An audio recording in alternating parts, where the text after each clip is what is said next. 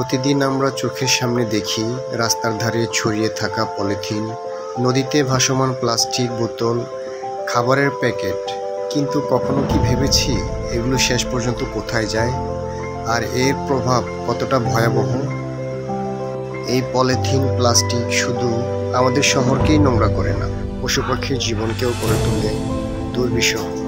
একটু বৃষ্টি হলেই শহরের ড্রেনগুলো বন্ধ হয়ে যায়, ছোট ছোট নদীগুলোর দম বন্ধ হয়ে যায়, মাটির উর্বরতা নষ্ট হয়ে যায়, বাতাসে ছড়ায় ক্ষতিকর গ্যাস, আর সে বিষ আমরা নিজেরাই নিঃশ্বাসে টেনে নিই, খাবারের সাথে খেয়ে ফেলি।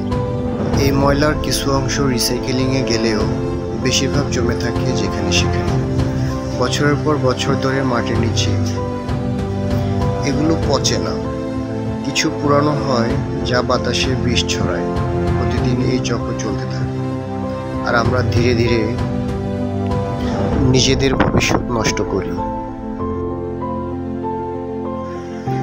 এই চক্র কি এভাবেই চলতে থাকবে? আমাদের কি কিছুই করার নেই? পরবর্তী প্রজন্মের কাছে আমরা কি জবাব দেব? এই অনিয়ম আমাদেরকেই ভাঙতে হবে। হ্যাঁ, আমাদেরকেই। আর তা সম্ভব শুধু নিজের পরিবর্তন থেকে। আমরা যদি প্রত্যেকে নিজ নিজ জায়গা থেকে একটু পরিবর্তন হই, নিজের ময়লা নিজের সঠিক স্থানে ফেলি, প্লাস্টিক কম ব্যবহার করি, পুনর্ব্যবহারযোগ্য জিনিস আলাদা রাখি, ছোট ছোট ভালো অভ্যাস গড়ে তুলি। এই ছোট ছোট অভ্যাসই পারে আমাদের জীবনের অশান্তকে সাধন করতে। আমরা যদি আজ পরিবেশকে বাঁচাই, আগামীকাল পরিবেশ আমাদের বাঁচাবে। সুস্থ পরিবেশ মানে সুস্থ পরিবার, আর সুস্থ পরিবার মানে সুখী জীবন।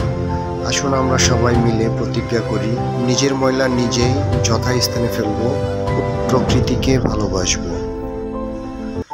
ময়লা আবর্জনা যথাস্থানে ফেলুন, সুন্দর জীবন প্রত্যাশা করুন। প্লাস্টিক কম ব্যবহার করুন, সুস্থ জীবনযাপন করুন। পরিবেশকে ভালোবাসুন, সুন্দর সুস্থ জীবন উপভোগ করুন। আজই প্রকৃতিকে রক্ষা করুন, পরবর্তী প্রজন্মকে একটি সুন্দর জীবন উপহার দিন।